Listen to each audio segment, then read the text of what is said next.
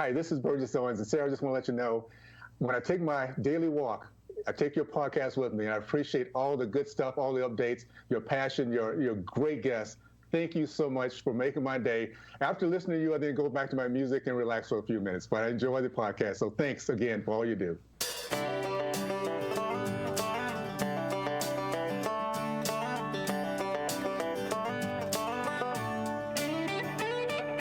Wow, that was Burgess Owens, NFL star, former NFL star, and University of Miami football player, and now he is running for Congress in Utah. And by the way, a lot of people don't know this about Burgess, but I gotta just give them the biggest shout out ever. But you know, he's the third Black American granted a scholarship to play football at the University of Miami. He earned a bachelor's degree in biology and chemistry. He is a businessman, and he's just an all-around great human being. Love the man. He's wonderful. You're not going to want to miss his interview. It's very important and a very important time that we hear him, particularly as we watch what is happening to our country and around the world since the killing of George Floyd. And I think it's important that we listen, one, to everybody's feelings, right? I understand that this is a very sensitive time for so many people. For so many people, we look out, we see the rioting, we see the protests, we see what's happening to our businesses. And by the way, in the United States right now, over 40 million people unemployed. Unemployed. Did we all forget about what happened? Did we forget about COVID-19, coronavirus, Wuhan virus? What came out of China, what the Chinese Communist Party has done to their own people and the rest of the world, and what they are doing right now in Hong Kong. And I have friends there in Hong Kong that I'm very concerned about. And now we see what's happening across the globe after the death of George Floyd. And we see riots breaking out in Paris, uprisings all over Europe. Are we not asking ourselves questions about how is this happening? How is this all playing out? And George Floyd's family out there begging people, please do not burn down your communities. Adam, can we please play a clip? Because I think this is very important. George Floyd's family is so remarkable here, and I really want people to hear this. I just had to come down here, to speak to people and let people know that just channel your anger elsewhere. Don't tear up your town. All of this is not necessary, because if his own family and blood is not doing it, then why are you? If his own family and blood is trying to deal with it and be positive about it and go another route to seek justice, then why are you out here tearing up your community? Because when you finish and then you turn around and then you want to go buy something, you done tore it up. So now you messed up your own living arrangements. So just relax. Justice will be served. He's right. Justice will be served. And I want you to think about what George said, what his brother is saying about what happened and about how some of you are reacting out there. Not all of you, but some of you. Anger, frustration. You're seeing this country as torn apart, racism spewing at every corner. It's not, people. It's not. This is the media. This is social tools, social media, mainstream media outlets. We're not taking a step back. George Floyd, his life meant something. Now we're going to take from that and we're going to learn. But we can't do that by tearing each other apart. There are police officers all across this great nation who have done the right thing, who protect their communities, who love the children in their communities, who love the people of their communities, who live in those same communities and protect their own neighborhoods. There are good cops out there. Of course there are bad cops. Of course there are. This guy, is knee on George Floyd's neck. I can't breathe. But that's what's happening to our country right now. We are incapable of breathing.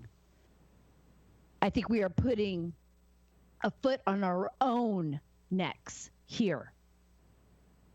We should not be easily manipulated. We should not be sheeple. We're not sheeple, folks, but we have turned into that. Look at what happened during the coronavirus outbreak. Look at what's happening now. It's like instantaneously, our nation is turning upside down on itself. Nobody's asking the right questions. Nobody's listening. What happens in communities? And I've covered these communities and I've lived in them. I lived in them. My mother was from Cuba. My mother worked in a factory.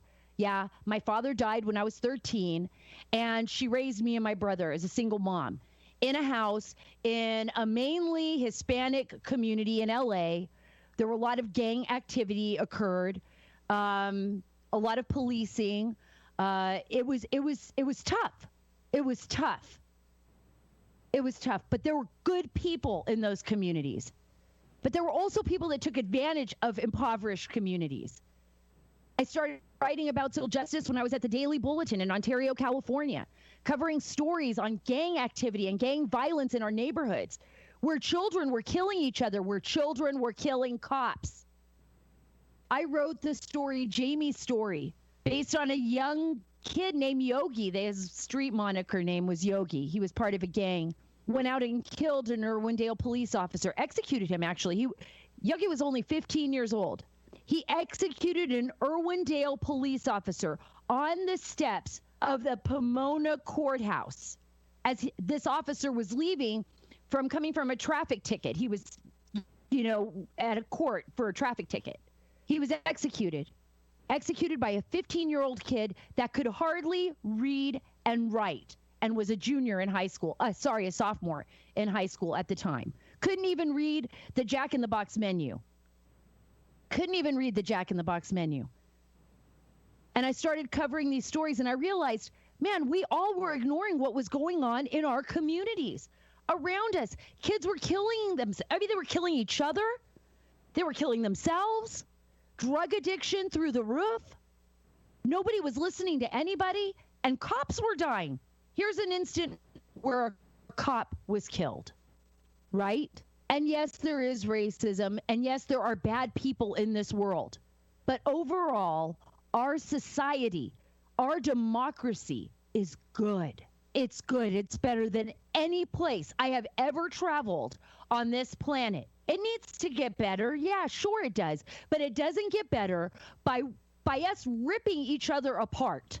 It does not get better by allowing people to manipulate our young people into believing that they are doing something good when they are out in the streets looting and tearing up neighborhoods.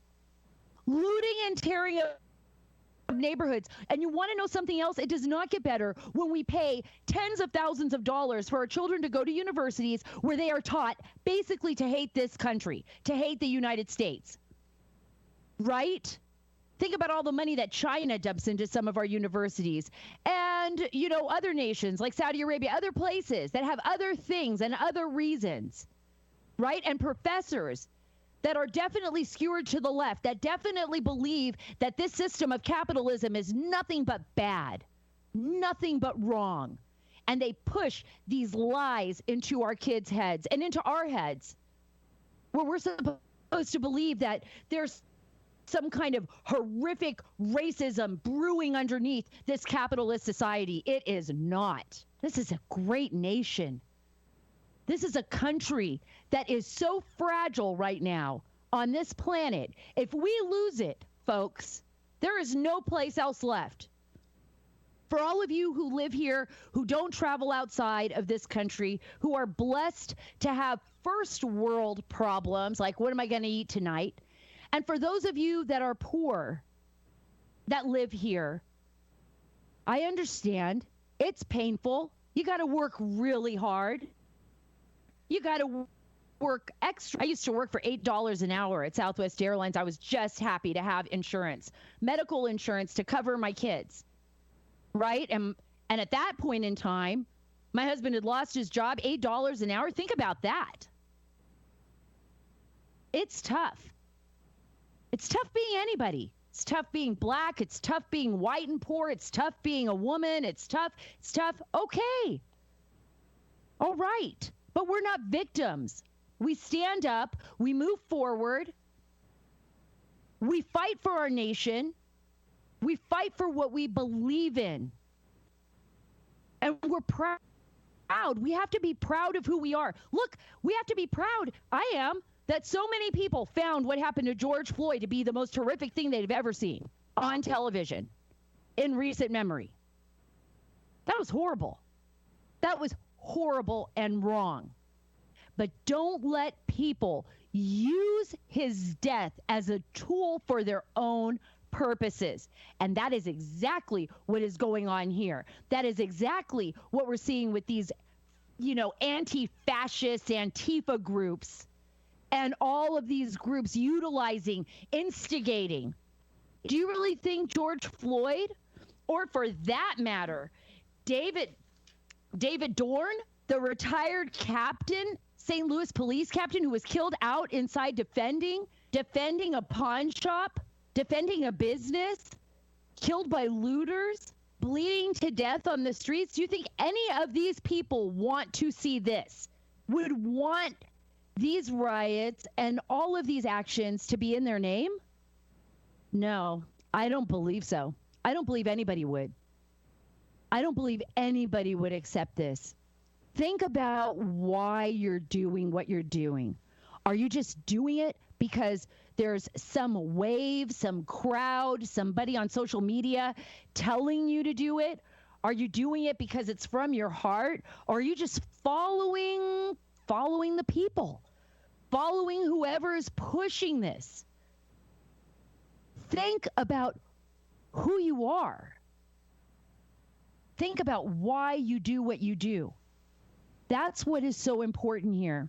It's really, I know I'm going to go on and on about this, but I got to bring this up because I was just so devastated earlier today, thinking about what's going on with Drew Brees and, all of these, apologies people are making for the United States, apologizing for who we are, the so-called woke crowd that all stood out. I mean, I couldn't believe that. All these people that were basically apologizing for being who they are, for being themselves, for living in the United States, for having things, for not being black, for whatever. By the way, I'm a mixture of everything. I mean, I took the Ancestry.com, and I already knew that. I came from a beautiful family, a great mix of people from all over the world, even parts of West Africa, and I'm very proud of every part of me. I don't apologize for anything. Not that. What we should apologize for is how we treat each other and how we react to one another and what we do when we go out and how we treat our neighbors and what we say to each other. We should not be tearing each other apart in the streets. In fact, there should be a lot of apologies going around right now for the behavior that we have had in this country over the past 5 days.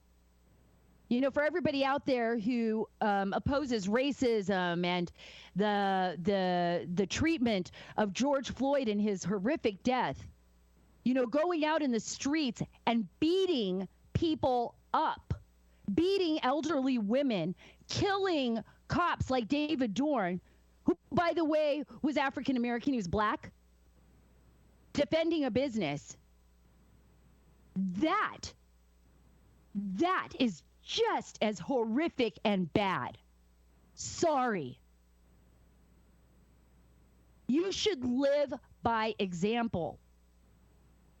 You want things to get better, I want things to get better, then we need to start treating each other as human beings and taking care of one another And stop talking about each other's color of skin and what religion and all. We're Americans, for crying out loud. We are Americans. When my husband went to fight overseas, when my friends fought overseas, when some of them died overseas, it was that American flag that draped their coffin.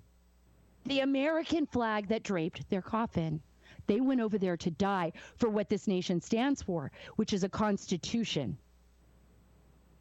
That is fundamental. That gives us all equal rights, people. It's not perfect. People are not perfect. People are broken. We're all broken. All of us. Every single one of us. But we know the difference between right and wrong. And it's all of us together fighting for a common good that make us great. Once that is gone, once that is taken away from us, once we start eating each other alive in our own country, we won't even need to worry about the Russians or the Chinese or the Iranians or the Koreans. We're not going to need to worry about anybody, because guess what? We're going to do it to ourselves. They're just going to sit back and watch. And once we're dumb enough to fall into that trap, this beautiful, fragile nation will be gone. Great empires have fallen for less. We need to think about what we're doing. I believe in this country. I believe in all the men and women of all the different colors, all the nationalities, and all the religions that have come here for a better life, that have sent their young men and women to fight in wars overseas, that have lost their lives over there just to protect this beautiful land. I believe in that. And I do have respect for this flag, because I have respect for you, every single one of you, no matter where you are from. And I have respect for my country, because I want this country to exist for my children and for my grandchildren and for every generation thereafter, because it's just that beautiful. It's just that awesome. So if we want to respect George Floyd, if we want to respect David Dorn, if we want to respect all the people that have been hurt since the founding of this country, and especially in the last 5 days since this rioting, let's just stop. Take a deep breath. Take a deep breath. What did George Floyd say? He couldn't breathe and he died. So we need to stop. We need to take a deep breath, take a step back and do what's right, and treat one another with respect. And if you want to say you're sorry for how you treated one another over the last 5 days. That's a good place to start. But don't say you're sorry for living in such a great nation with such a beautiful foundation, where so many people have sacrificed so much and given up so much so that we can exist. I'm really grateful. I'm going to be bringing on a good friend, Burgess Owens, who I care about deeply, and I think he's got a good lesson for all of us. He can talk from the heart. He understands what's going on. There needs to be no further introduction.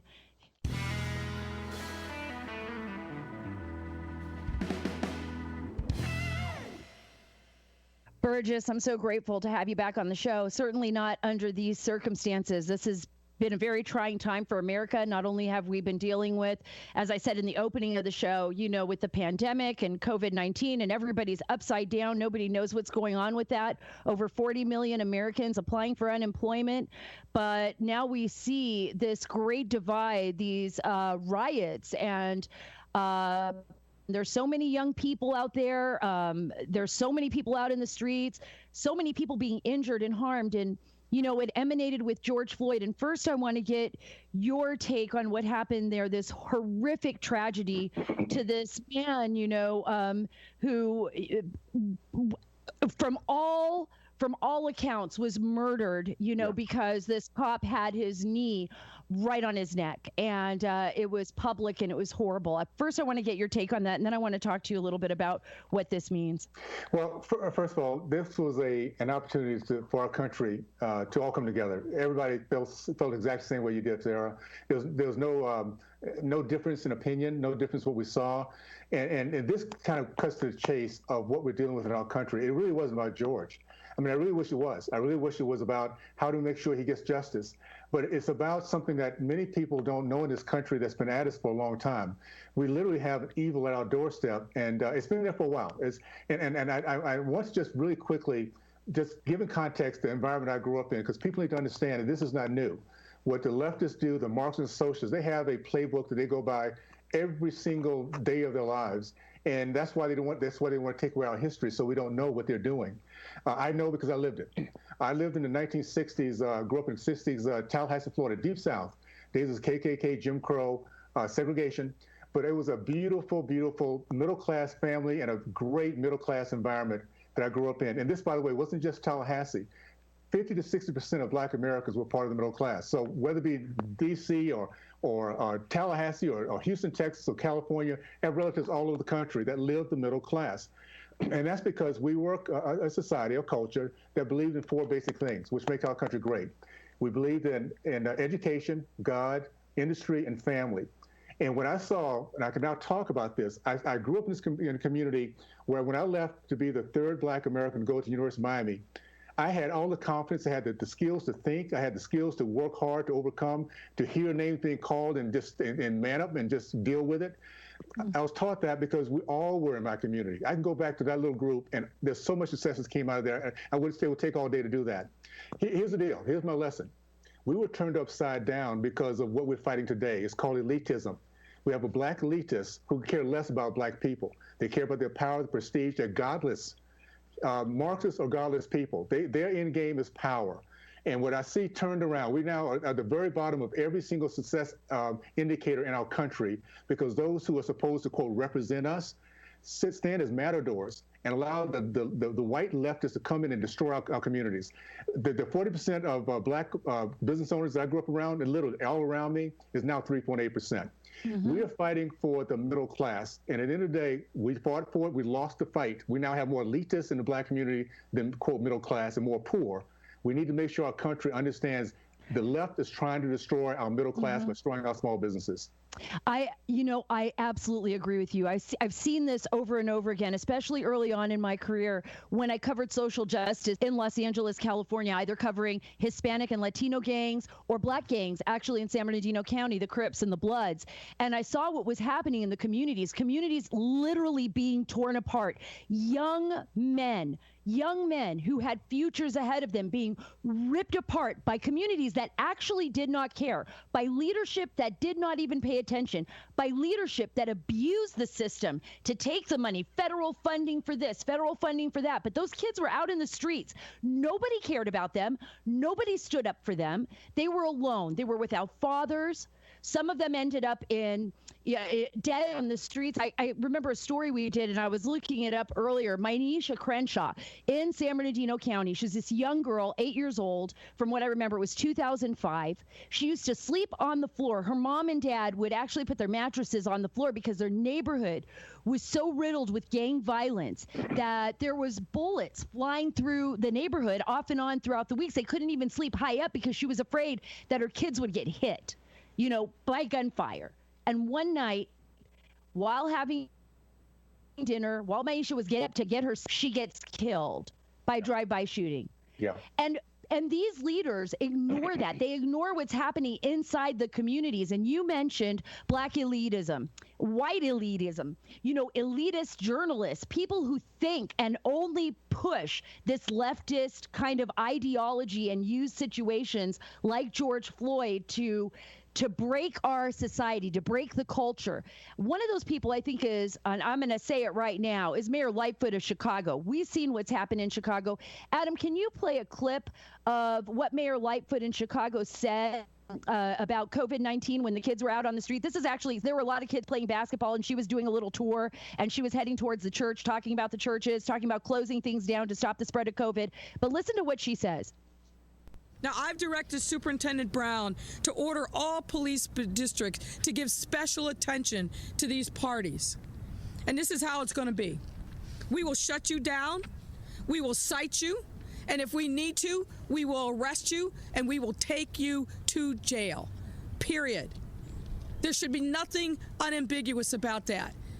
Don't make us treat you like a criminal. But if you act like a criminal and you violate the law and you refuse to do what is necessary to save lives in the city in the middle of a pandemic, we will take you to jail, period. We'll take you to jail, period. Yeah. Can you answer that? Because children are dying all over the streets in Chicago, day in and day out. Business owners can't even keep their businesses open. Kids are being ignored. Schools are falling apart. And then she says this about the pandemic. I'd like to get your take on that, Burgess. Well, keep in mind, and I want to make sure everybody understands the context of what we're dealing with. We're dealing with a godless ideology. The people that you're hearing from was unambiguous that she didn't mind going to get her own haircut because they see themselves quite differently. Unambiguous is the fact that they will take power and now shut down businesses and destroy lives. Unambiguous is they like matadors and allow hoodlums, Antifa, white Marxists come in and destroy black businesses, and she has nothing to do with it. Because at the end of the day, it comes down to this. This is what we have to understand about what's happening in our country, why I think it's actually a good thing in a way, because we're having conversations today that we never would have had before. I can now talk to my Democratic friends who truly love our country, who are business owners, who want their families to thrive and grow. Look at your leadership. They're using you the way they use the black community. They use, abuse, and discard. These people are evil. They love misery. They use that as a political strategy, and they've done it from back when the days of KKK, when the military arm was KKK. Now the military arm is Antifa. Their playbook doesn't change. What they do right now is they're trying to bring as much misery. And I have to be honest with you, we could predict that this was going to be happening 4 years ago, because every 4 years these guys recycle the same playbook. They find a person, a bad person, point to that person and say, this representative of our country. They don't talk about all the service, all the good folks that go in and lift our country up. They don't talk about the fact that just beginning this year, we had the lowest unemployment in the history of our country for blacks, Hispanics, Asians, veterans, women. We had a 400% growth in business ownership, 400% in 2 years. Business ownership, black business ownership. That speaks volumes for the hope and vision and industry that we're having in our black community that we have not had a long time. But they don't talk about that because that brings hope. What the leftists, what the evil people do, they love chaos, they love fear, and we need to understand as a people, we the people, that's our enemy. Not each other. So how do you think, Burgess, and this is a question, why do you think, or how do you think it's possible that they get people to feel so guilty? They make young people feel that they are responsible for everybody else on the planet, that they have got to apologize over and over again for something honestly, that was horrific what happened to George Floyd. But you're absolutely right. There are cops all across this country that go to schools and talk to kids and spend time in the inner city with children and work with them and protect them and protect their communities. We never see that.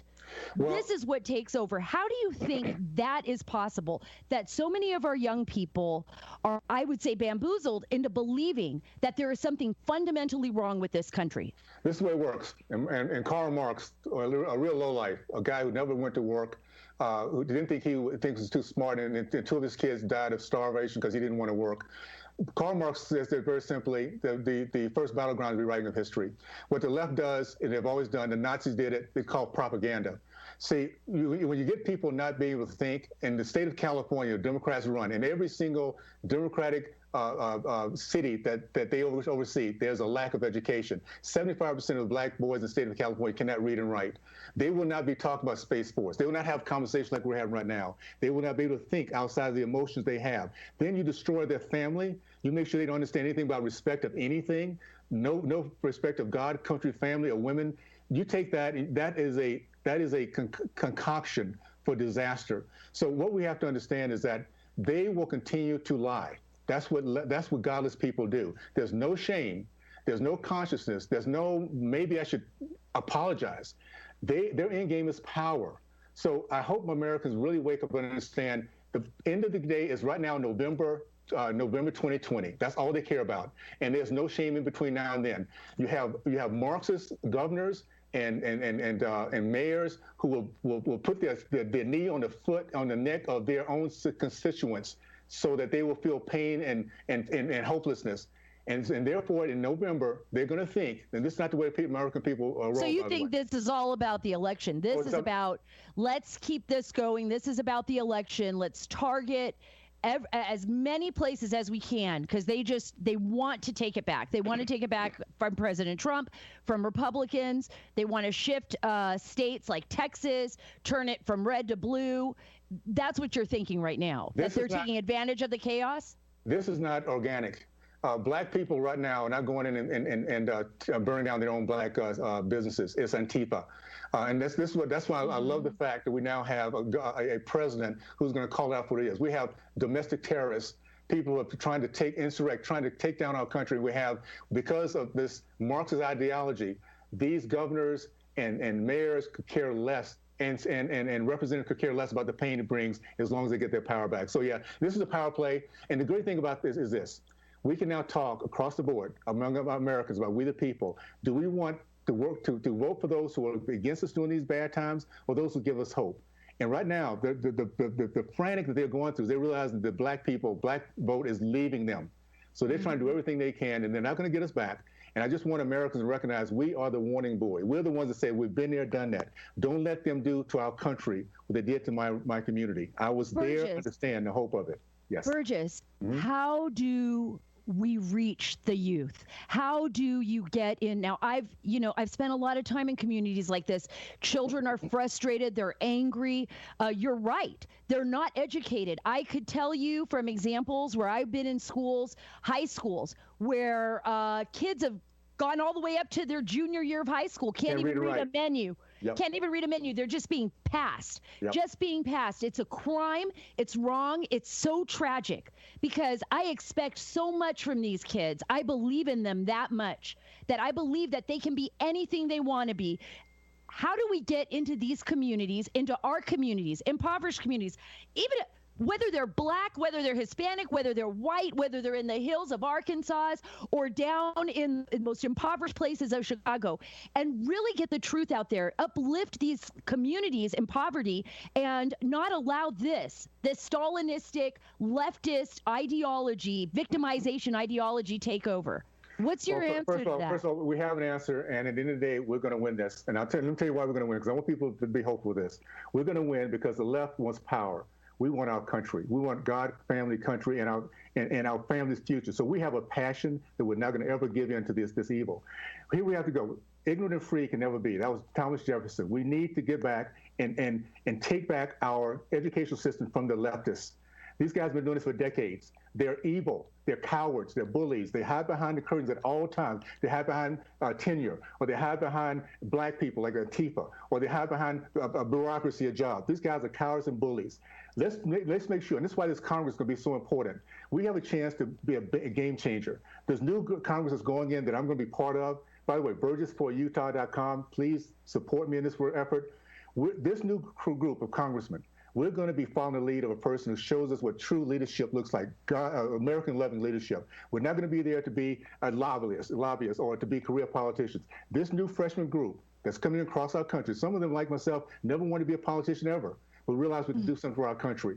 We're going to be the SEAL team. We're going to be the team that goes in and we finally get our colleges accountable. If they're putting out a terrible product, we're not going to pay them anymore. If they can't tie their curriculum into what our country needs are, we're not going to pay them anymore. We got to start really looking at Harvard and Yale and all these Marxist laboratories. If they're not giving us what we need, why should we pay them a cent? Let them figure out how to use their $40 billion endowments to pay their own selves. We have too long let these cowards bully our kids. So we send our kids there fresh and new, and they come out little Marxists. It's time for that to end. So this new class is going to come in, and we're going to start doing things, whether it be Social Security, education, health care. We're not going to be held down by the leftists and have to negotiate our way out of freedoms. If we do that and give our senator a stronger backbone, continue to let our president do what he's always done, love our country, make our country great again, the next 4 years could be the greatest years we've ever experienced. And when our country succeeds, we come together. Racism cannot thrive in a country that's full of faith and service and love of each other. It cannot thrive. And that's when you get to. Absolutely. I couldn't agree with you more. And I agree with you wholeheartedly on the university systems as well as our high schools and even some of our middle schools and elementary, where we've seen teachers actually trying to indoctrinate our children away from capitalism, away from democracy, and actually, blame the United States for pretty much every ill and ailment on the whole planet, including racism, and they push propaganda such as Stalinism, communism, socialism, and unfortunately, a lot of parents were asleep. They weren't doing their job. They weren't checking in on their kids and seeing what was happening. They were thinking, oh, this is just free thought, but it was free thought only going in one direction. Nobody else was able to say anything. If you had a chance, Burgess, to sit down with President Trump and talk with him one-on-one, you understand your community. You have been there, like you said. I've been there. I've done it. I was raised in the 60s. I came out of this. This is what I've done with my life. If you could sit with President Trump and talk to him to let him understand what's going on here and what he might do better in an effort to reach the communities, what would you say to him? I would say keep up the pace, keep up the vision. For the first time, you're going to have a Congress that's going to have your back.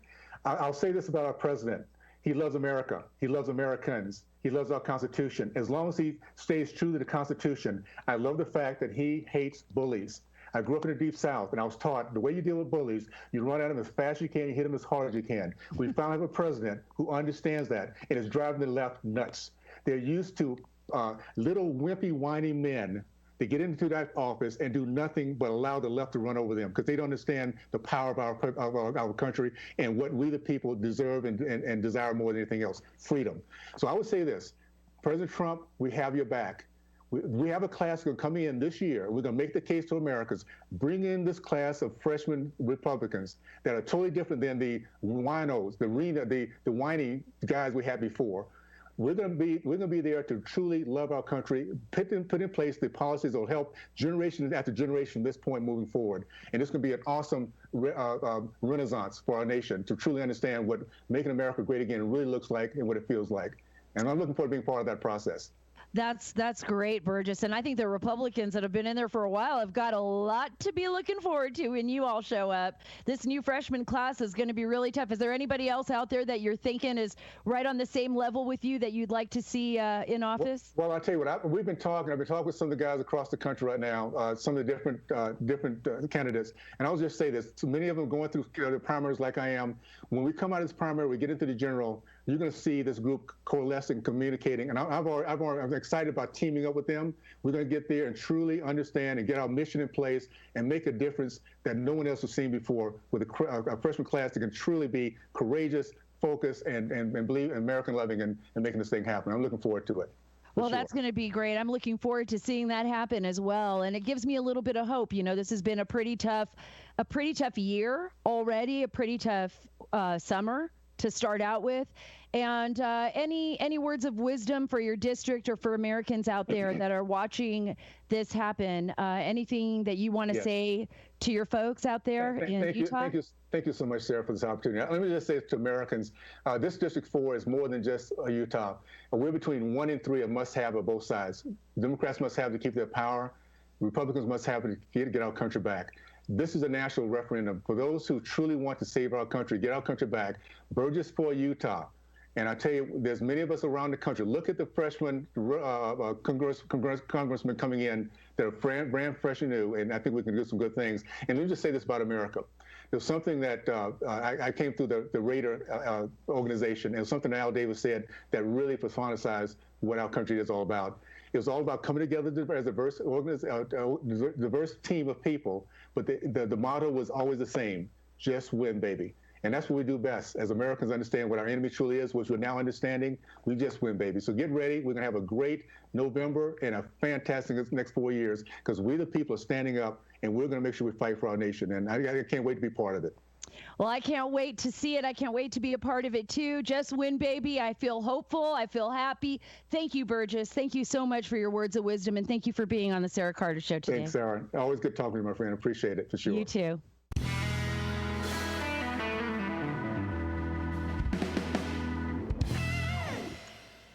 Burgess was right. This is about the election. In a lot of ways, That's what has happened here. It's culminated into this. It's like a perfect storm. I've talked about this before. You know, we've got the COVID, over 40 million people without jobs. But I want you to remember in January, all of this happened within 3 months.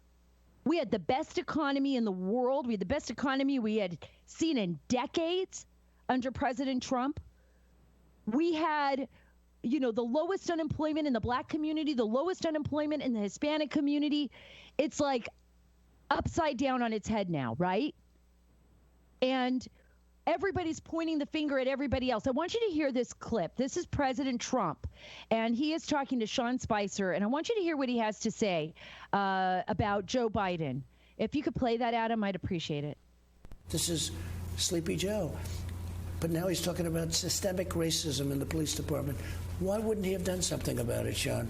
He had all the time. So now he says, I'm going to stop. Well, he's there 43 years. He was a senator, in all fairness. That's a very big position. You could do what you want to do. But then he was vice president for 8 years. He hasn't done anything except things that were bad for the black population. Very bad. African-American population was treated very badly by Biden. He didn't know it. And he doesn't know it now, honestly, because I don't think he knows where he is. Well, I want you to think about that. Think about it. I mean, it's what Burgess was saying, not systemic racism. This isn't what I think this incident, of course, it's an issue, and it's a very important issue in our society, and one that we do need to address. But don't be used. Don't be used by these political hacks that are basically taking situations like this and instigating this kind of civil unrest, this civil chaos that we are seeing right now. This is about an election, and this is about people. And I want you to think about all the police officers that you've known in your life, or officers that you've dealt with, on the officers that come to your kids' school, the officers that raise money for the people in town that are sick, or a firefighter who helps raise money for the people that have lost a home, or people in law enforcement in general that have been out there, the good ones, the real good ones, the ones that care. And poor George Floyd, I want to go back to that moment that we all saw in video, where he's being held down and he's got that knee on his neck of this officer. There are now 2 other officers that are being charged as well for not doing anything. Everybody just stood around. Nobody did anything. Nobody did anything. This is what's happening in our society today. We are just following and not challenging. We are not asking questions. We are not standing up and saying, hey, wait a minute. No more. But that doesn't mean we need to go out and tear each other apart. And why I'm saying this, it's important. Because a lot of people went out and started rioting and looting. They were following Twitter. They were watching what was going on in Instagram. They were saying, meet here in Washington, D.C. We're going to stand up. We're going to do this. We're going to do that. We could do whatever. People angry, busting up businesses that haven't even been open, businesses in their own communities, without even thinking. And remember, this is about bad cops too, not just racism. 2 of the cops are minorities that are now being held. So 2 of the cops that were there that didn't do anything. This is about all of us, people. This is about all of us and how we handle things and how we react to one another. Don't be played. Don't be played by anyone. Think for yourself. Think for your family. Think for your country. And take a deep breath and think about what you need to do in the future to make this a great nation, and what we need to do to one another to treat each other with respect so that we can move forward as a country and that we can learn from this. And let's just stop tearing each other apart. Thank you so much for being with the Sara Carter Show. I appreciate your time every time you listen. I appreciate it more than anything. Please check us out on Apple Podcast or whatever podcast you listen to. Give us a 5-star rating. We love that. And if you want, you can follow me on Twitter at Sara Carter DC. That's at Sara Carter DC on Twitter. And remember, folks, we are taking back the story at SaraCarter.com. Thank you.